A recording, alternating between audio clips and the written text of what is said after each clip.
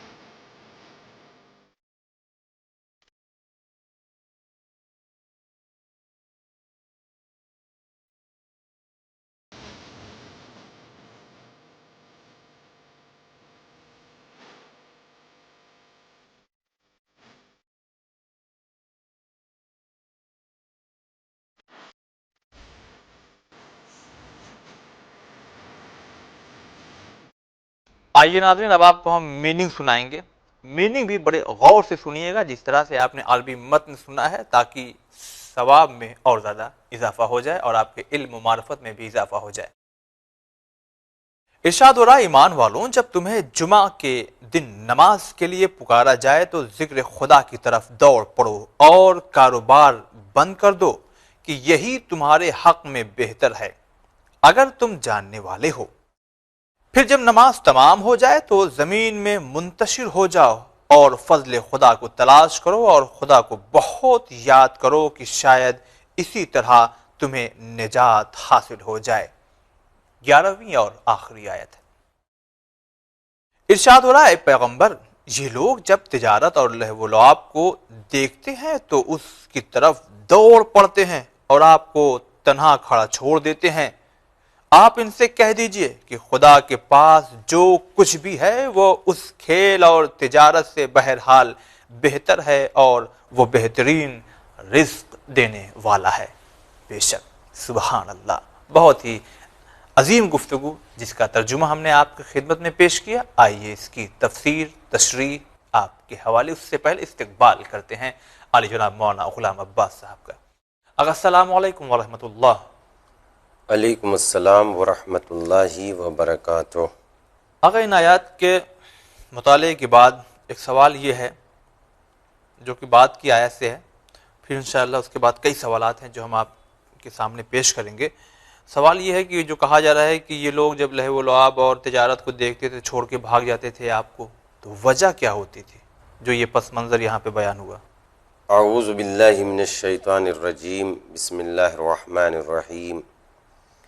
الحمد للہ الذی انزل الفرقان علی عبدہ لیکون للعالمین نذیرا، والصلاة علی من جعلہ شاہدا ومبشرا ونذیرا وداعیا الی اللہ بإذنہ وسراجا منیرا، وعلی آلہ الذین ذھب عنہم الرجس اہل البیت وطہرہم تطہیرا، اما بعد۔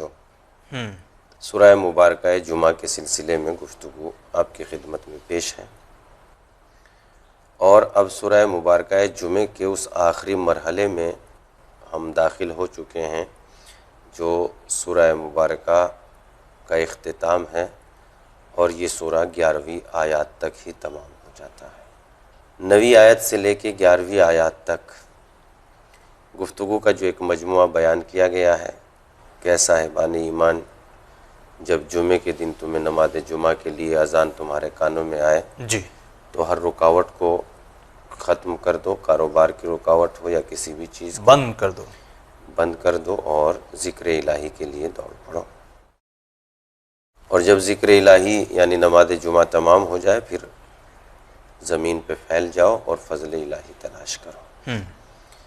آخری آیت میں اے پیغمبر جب تجارت کے سلسلے میں یا کاروبار کے سلسلے میں ان کے کانوں میں آواز پہنچتی ہے تو یہ آپ کو اپنی حالت پر کھڑا چھوڑ جاتے ہیں اور ان سے کہہ دیجئے کہ جو کچھ خدا کے پاس ہے وہ اس سے بہتر ہے جو ایک کھیل تماشے اور تجارت میں دیکھتے ہیں، اور خدا بہترین روزی دینے والا ہے۔ ٹھیک ہے۔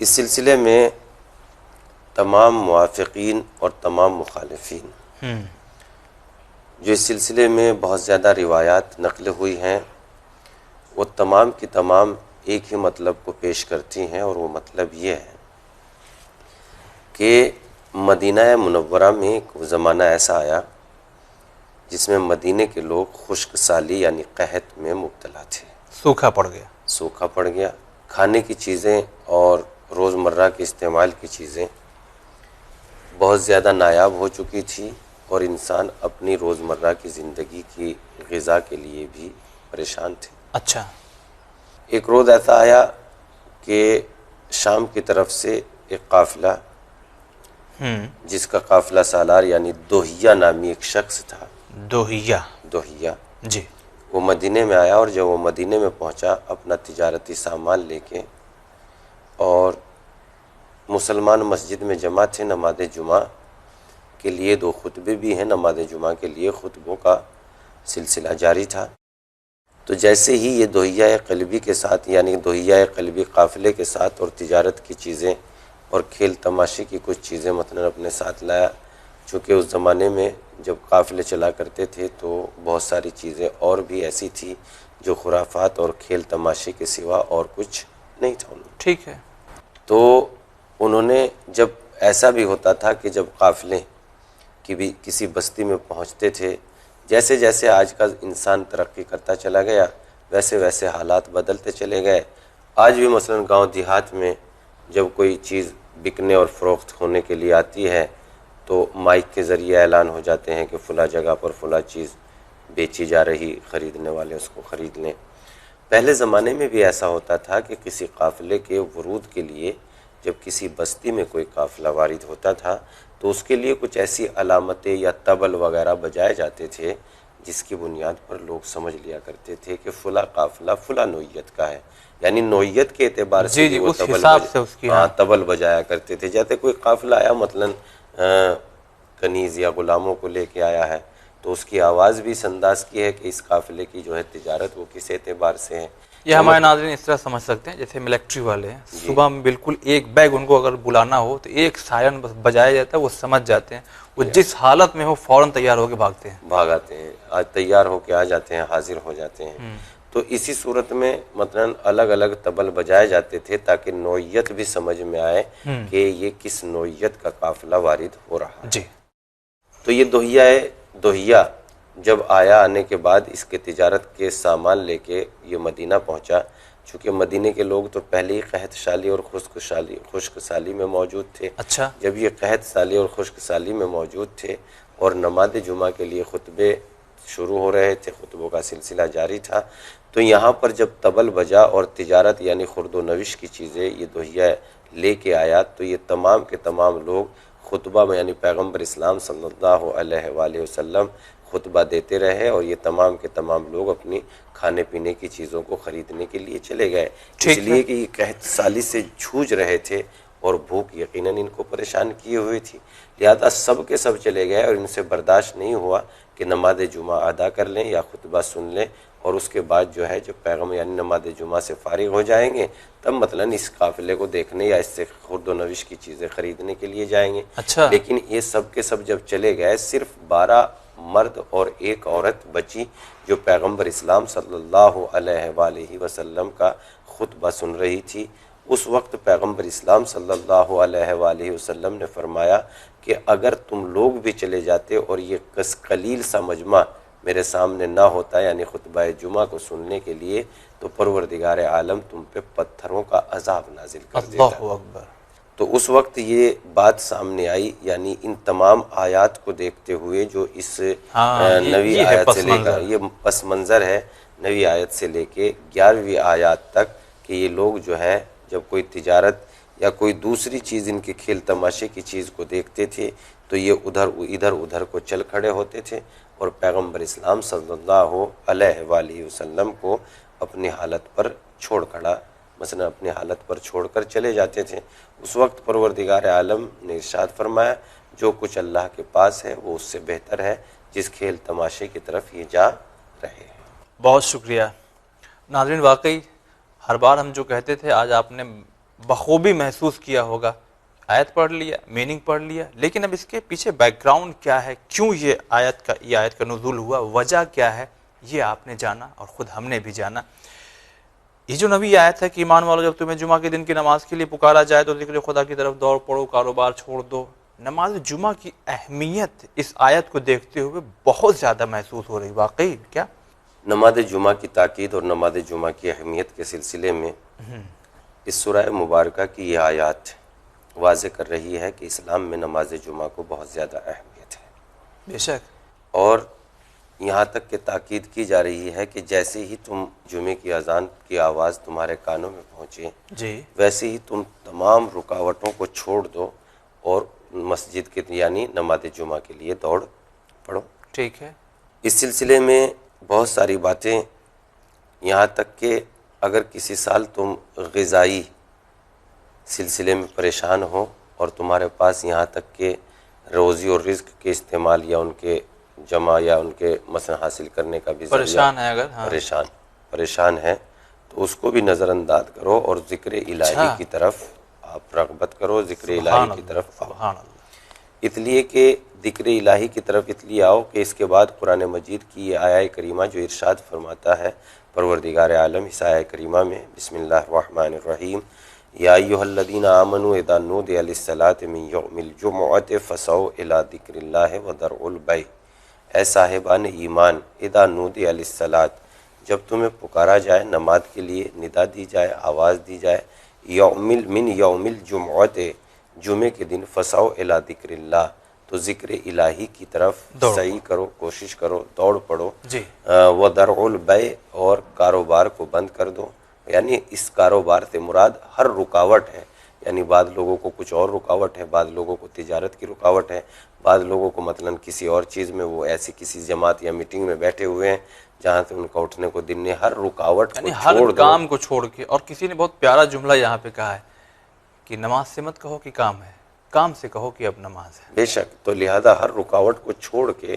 تم جو ہے ذکر الہی کی طرف چلے آؤ، اور جب ذکر الہی کی طرف چلے آؤ تو اس کے بعد قرآن مجید کہتا ہے ذالکم خیر لکم ان کنتم تعلمون، یہی ذکر الہی کی طرف آنا تمہارے لیے بہتر ہے اگرچہ تم جانتے ہو، یعنی اگر تم جانتے ہو تو ذکر الہی کی طرف ہی آنا تمہارے لیے بہتر ہے۔ جی۔ تو یہ آیہ کریمہ بتا رہی ہے کہ نماز جمعہ کی اسلام میں کتنی اہمیت ہے۔ بے شک۔ اس کے بعد پیغمبر اسلام صلی اللہ علیہ وآلہ وسلم سے منقول ایک خطبہ ہے، اور خطبے کے کچھ الفاظ میں آپ کی خدمت میں پیش کرتا ہوں، اور اس خطبے کو بھی تمام لوگوں نے نقل کیا ہے روز جمعہ کے سلسلے میں کہ اس خطبے کو پیغمبر اسلام صلی اللہ علیہ وآلہ وسلم کا یہ خطبہ جو پیغمبر اسلام نے دیا ہے، لہذا اس کے چند الفاظ ہیں میں آپ کی خدمت میں عرض کرتا ہوں، جس سلسلے میں مثلا روز جمعہ اور نماز جمعہ کی اہمیت بیان کی گئی ہے۔ ارشاد ہوتا ہے پیغمبر اسلام صلی اللہ علیہ وآلہ وسلم نے فرمایا خدا نے نماز جمعہ کو تم پر واجب کی ہے، اگر کوئی شخص اسے میری زندگی میں یا میری وفات کے بعد اسے ہلکا سمجھے یا اس سے انکار کرے نماز جمعہ سے یا اس کو ترک کر دے تو خدا اسے پریشان حال کر دے گا اور اسے کسی قسم کی کوئی برکت حاصل نہیں ہوگی۔ جان لو کہ اس کی نماز بھی قبول نہیں ہوگی اور دوسری نماز اس کی نماز بھی قبول نہیں ہوگی اور اس کی زکوٰۃ بھی قبول، اور جان لو کہ اس کے نیک اعمال بھی قبول نہیں ہوں گے جب تک کہ وہ اپنے اس عمل سے توبہ نہ کر لے۔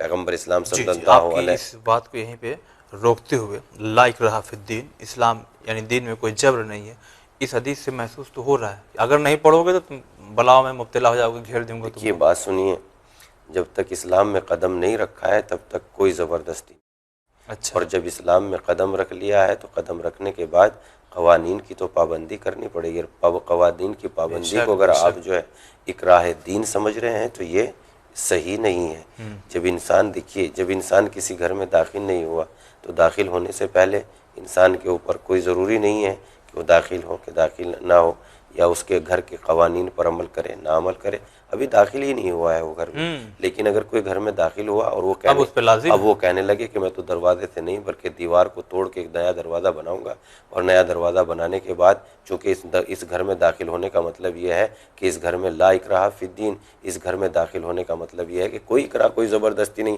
آپ کی کیا زبردستی ہے کہ آپ مجھے دروازے سے باہر نکالیں؟ میری تو یہ مرضی ہے کہ میں دیوار کو توڑ کے باہر نکلوں گا۔ جب تک آپ گھر میں داخل نہیں ہوئے، لا اکراہ فی الدین، تم پہ کوئی زبردستی نہیں ہے۔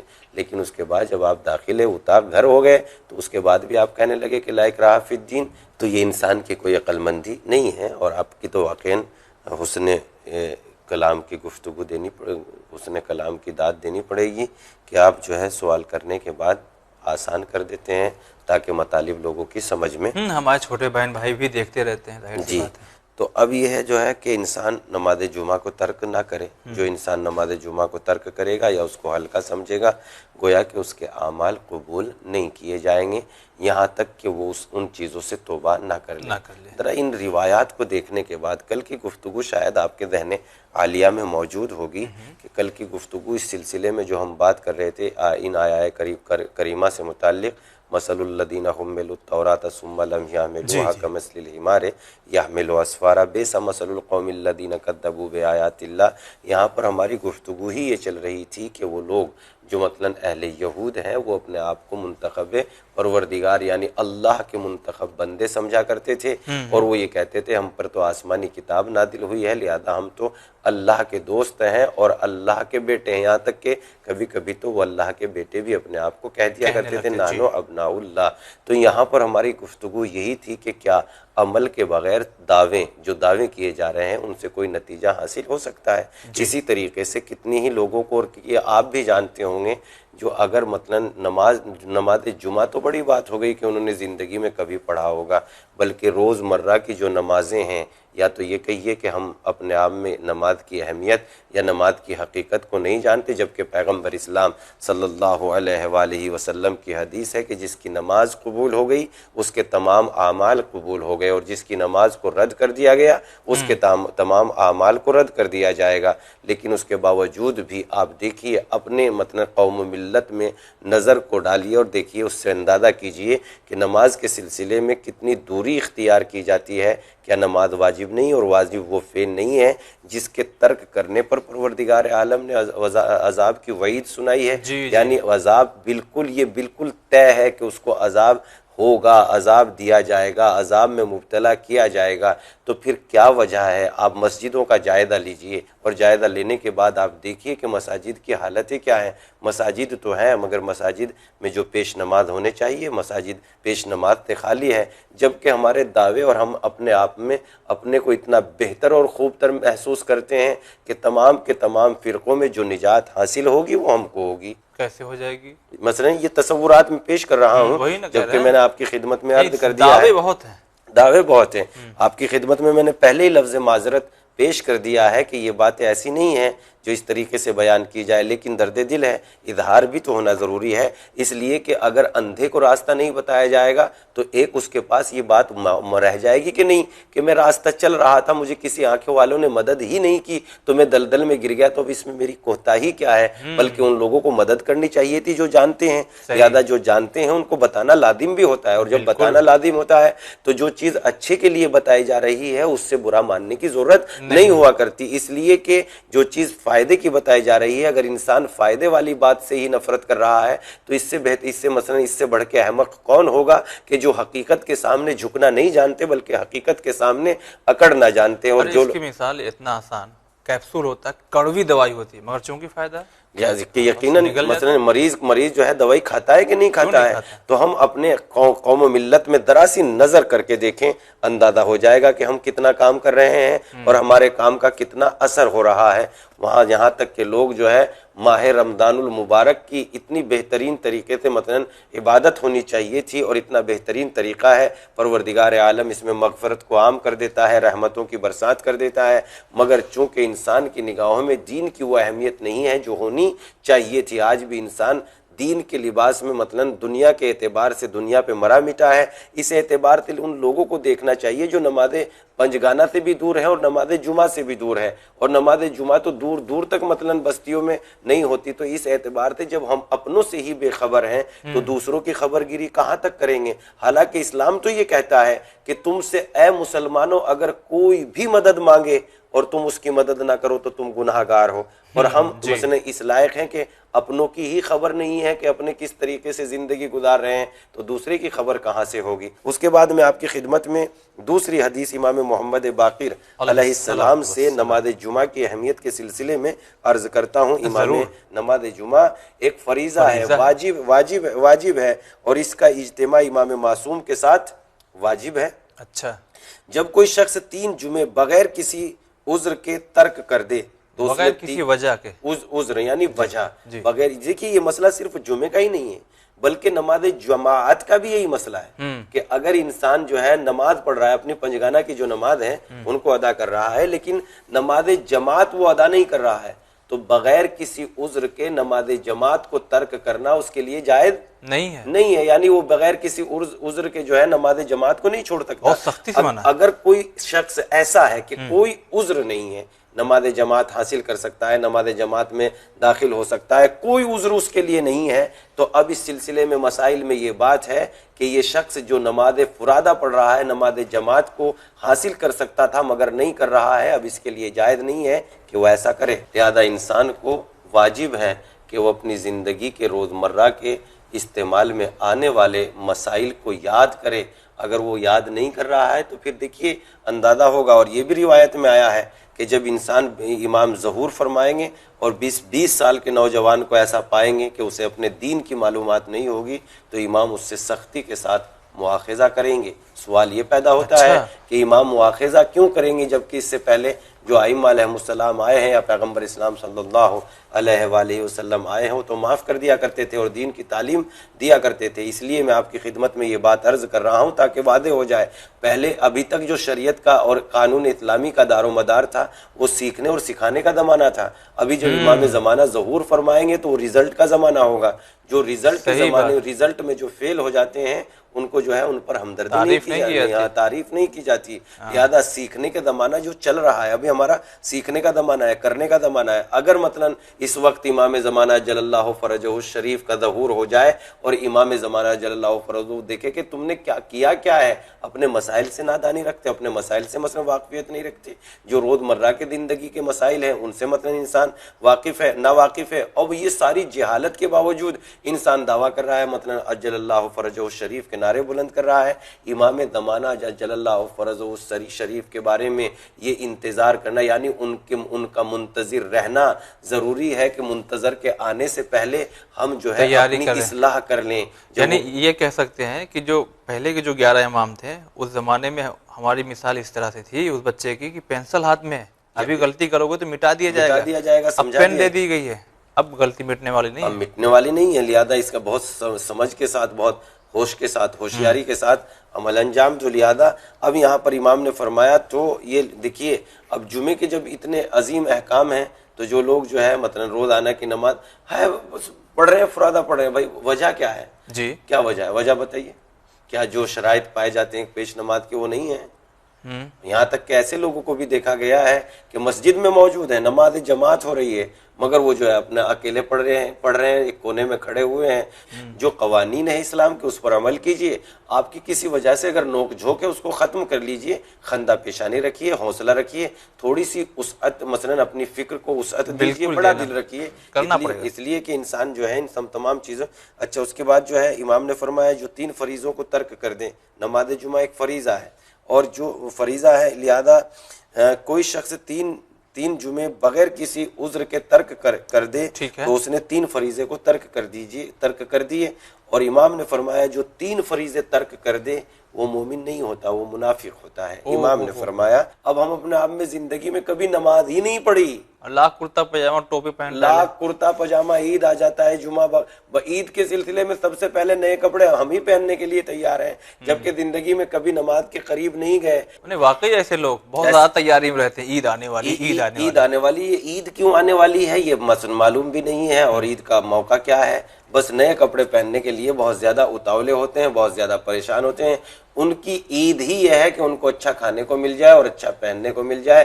ایسے لوگوں کی عید صرف یہ ہے کہ تھوڑا لذیذ کھانا دے دیا جائے، اور ایسے ہی لوگ لذیذ کھانے کی بنیاد پر چاہے پھر ان سے جو چاہے کہلوا لیجیے اور جو چاہے منوا لیجیے. بہت سارے لوگ ایسے ہوتے ہیں جو جانتے ہیں کہ جہاں تم جا رہے ہو وہ ناجائز فعل انجام دیا جا رہا ہے، مگر چونکہ لذیذ کھانا ملے گا وہ ناجائز فعل میں شرکت اس لیے نہیں کر رہے ہیں کہ وہ نہیں جانتے کہ ناجائز ہے یا ناجائز میں نہیں جانا چاہیے، وہ شرکت اس لیے کر رہے ہیں کہ وہ ایک لقمہ کھانے اور ایک لقمہ طعام اور ایک پیالی چائے کو اہمیت دیتے ہیں. لہٰذا یہ اس طریقے کے ہی لوگ ہیں کہ روزہ تو ایک نہیں رکھا، نماز کے کبھی قریب نہیں گئے، اور اگر نماز کا تذکرہ بھی ان کے سامنے کر دیا جاتا ہے تو برا مان جاتے ہیں، لگڑا جھگڑنے کے لیے تیار ہو جاتے ہیں، اور اس کے بعد بھی مثلاً عید کو منانے کے لیے بہت اتاولے اور بے چین رہتے ہیں. ایک حدیث تو یہ ہو گئی.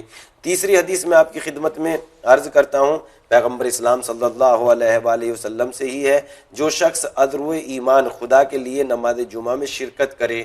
جی ابھی تک تو یہ بات تھی کہ جو شخص نماز جمعہ کو چھوڑ دے، ٹھیک ہے. اب نماز جمعہ میں شرکت کرنے کا ثواب کیا ہے؟ پیغمبر اسلام صلی اللہ علیہ وآلہ وسلم نے اس کو فرمایا.